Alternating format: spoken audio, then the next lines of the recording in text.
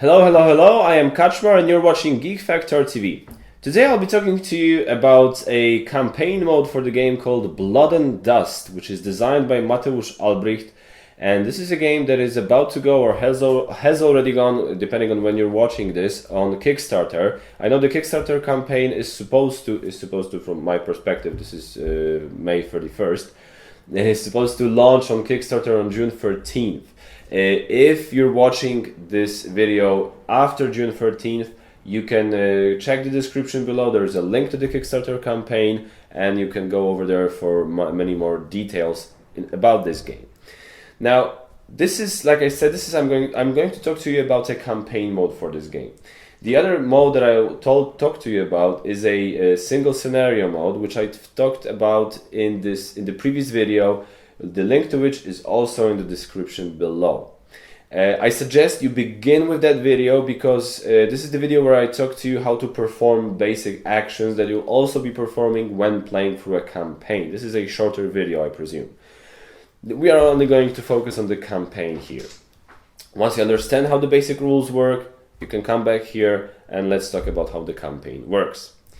Okay, the campaign is a story. This is when we're trying to tell you a story how the Swiss rebels, where this is one of the players playing in the scenario will play the part of the Swiss rebels, and that player will from now on be called Rebel Commander. And no, this is not a Star Wars game, sorry. And the other players, or player, if you're playing a two-player game, will play the part of Mercenaries. So the Swiss player, which was the case in the single scenario, is now the Rebel Commander, and the German player or players are the Mercenaries. Now, those Mercenaries are working for, and I'm sorry, I'm using this help sheet because I cannot remember the name. My German is awful. They are serving the great Graf Schaffhausen. And you are beginning in a small town of Schaffhausen. Now, how does the campaign work? Here you're going to be playing through 9 scripts. And the way you play through a script is pretty much identical to the way you play through a scenario, because a script in this campaign works like a scenario in the sense that you have the setup, you have the conditions, and you have exactly specified what has to happen for either of the sides to win. So, there are 2 phases. Every time you sit down to play a single game of the campaign mode, there are 2 phases. The upkeep phase, which is a phase where you basically get to develop your armies and you get to spend your experience points and you get to spend your ducats, which is your money in this game. And then there's the second phase, which is called the script phase, which is playing through a scenario, exactly the same like it was in the scenario mode. Now, the whole campaign is built, like I said, around 9 scripts, nine scenarios. It's also divided into 3 stages. Now, I'm having trouble remembering this, so this is why I'm using this campaign book. Now, the way it works is, first, the players will play a single extra scenario from stage 1. Then they're going to play a second extra scenario from stage 1. And then they play their first story scenario, which is called the Crow's Hill.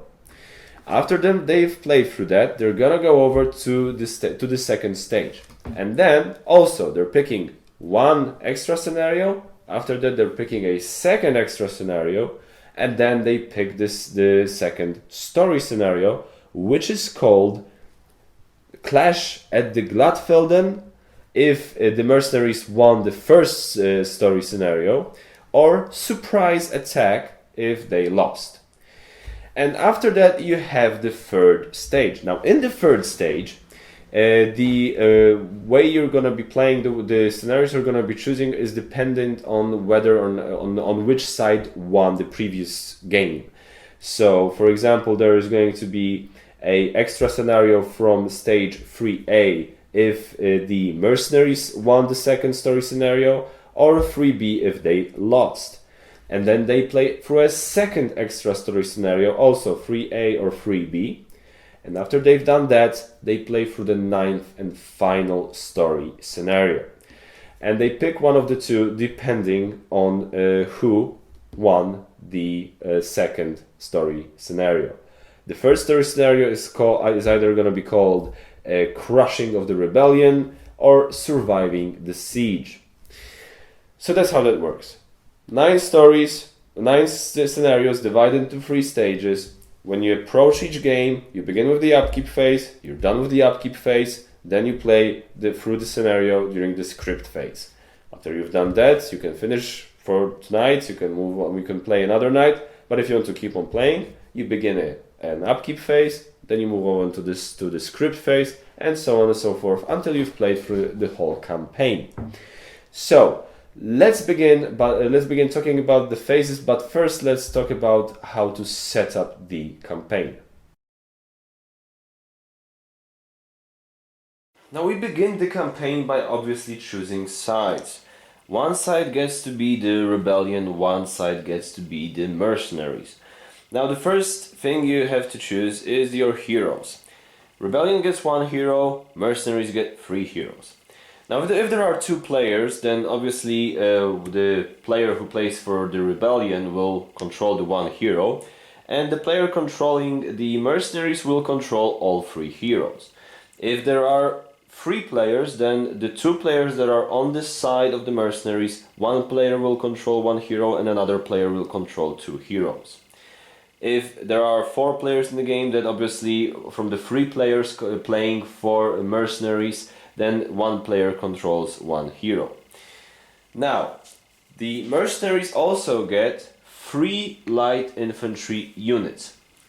Now the way that works is, let's focus for example on the mercenary side first. If we have 3 players playing for the mercenaries, then each player gets a single light infantry unit to control. If we are playing with 2 players on the side of mercenaries, then 1 player gets to the 1 light infantry and 2 light infantry go to the other units go to the other player. Now the way it's divided is in 2 players, right? When 2 players are playing for the mercenary side, the player who got the single hero to control, he gets to control 2 light infantry units. The player who controls 2 heroes controls the single infantry unit. If there is, like I said, if there is 1 player on the side of the mercenaries, he controls all 3 heroes and all 3 light infantry units. Now we set up the city board, which we set up within range, within reach of all players. Now what we place here, first of all, are those script tokens. That there are 4 scripts per each stage. Now at the beginning we obviously set up for stage 1. Then when stage 1 finishes, then we move on to stage 2 and we place 4 stage 2 tokens right here. Then we place a single crossbow unit, a single light cavalry unit, 2 bowman units and 2 light infantry units right here. They'll be able to hire or to purchase, to speak more crudely, later on during an upkeep phase. And now together you pick one of those tokens, those scenario tokens, and you play through it. It begins with the rebel commander reading out the introduction out loud, and then you play through it. Now since you already know how to play through a scenario, we're going to focus on the upkeep phase. And let's see how that upkeep phase works in this campaign mode. Let's begin with some mandatory steps that each upkeep phase begins with. Now, first of all, the mercenaries place all their wounded units next to the city board. All panic tokens are removed from all units. Now, if there are any units that were completely destroyed during the previous game, they are simply returned to their owner. The same goes for all order cards. Now, if there are any order cards left, as well as those played, they simply go back into your deck, you reshuffle them and prepare them for your next play. Now every script token specifies how much ducats the mercenaries get both at the beginning of a script and then towards the end as a reward. Now both sides check how many experience points they get to spend during this upkeep phase. The first thing mercenaries get to do is to recruit new units from the city. Now they can see what units are available on the city area, and now they get to recruit them for their next missions. The price they have to pay for hiring those particular units are listed right here on the city board. Now, as you can see, the number and the type of units available for hiring on the city board vary through various stages. So like we saw when we were setting up the campaign, before the first stage all we have is 2 light infantries, 2 bowman units, 1 crossbow unit and 1 light cavalry unit. More units will be placed here when setting up for future stages. Now the price for hiring a specific unit is listed right here, and the price is always in ducat. Now the second thing mercenaries get to do here is to heal their wounded. Now the price for removing a single injury is listed right here, and it varies depending on the type of unit you're healing. So if you're healing infantry and machines, you pay 3 ducats for a single wound removed. If you're healing cavalry, you're paying 7 ducats for a single injury removed, and with heroes you pay 8 ducats for removing a single injury. Now mercenaries get to advance their units, make them more experienced, and in order to do that you have to spend your experience points. Now what you can do is you can advance them a single stage. Now this adds 1 level of experience to your units, and these give you 2 extra levels of experience. Now you can only advance them a single level per upkeep phase, so you cannot pay 2 experience points and advance them straight from 0 to 2 experience points. Now, what you do is you spend 1 experience point and you advance them 1 level up. Now this, as you can imagine from the symbol, gives you an extra die to roll. So if this is, for example, if this is your first upkeep phase, you want to advance this unit, you have a single experience point to spend, you spend it and you add this token to your unit. On a next turn, on a next upkeep phase, you can spend another experience point and you get to advance it to another level, therefore adding 2 more dice to your future rolls. Remember when I told you about those advanced order cards at the beginning of the video? This is the spot where you get to purchase them. Now, what you do is you pay the price listed in the top left corner of those cards. The top left corner price is in experience points, which means that you have to pay your experience points, if you have them obviously, and then you can get those cards and add them to your deck. Now, this is very important. You see those dots at the bottom of the cards? This tells you how many copies of that card you can find in the deck, basically in the game box. So for example, this card only has a single copy of it, but this card, which is called Odporność na ból in Polish, in English it means resistance to pain, you can see that it has 2 copies because there are 2 dots at the bottom of the card. Now, when you pay your experience point, you get both copies of that card and you place both copies of that card in your deck. Now let's move on to Rebellion's upkeep. The first cool thing they get to purchase is event cards. Now each event card has a cost of experience points listed right underneath its title. This is the place where you get to spend those experience points to purchase them. You take that card, you keep it hidden from the other player or players, and you use it whenever it's appropriate. You simply decide when to play the card and you resolve the text written on the card. As was the case with Mercenaries, Rebellion also gets to purchase advanced card by paying those experience points listed in the top left corner. Rebellion also gets to spend experience points to call for backup, which basically means to purchase additional units which they can later on use during future scenarios.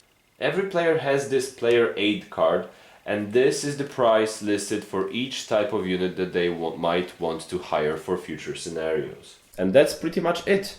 You pick the token, and this is where every time the mercenaries, every time a scenario begins, this is like the mercenaries going on a journey to begin the scenario. And this is a moment for the rebel commander to play one of the event cards in order to, well, interfere somehow with their plans. Then he reads the introduction and you begin playing, and so on and so forth, until you've played through all 9 scenarios.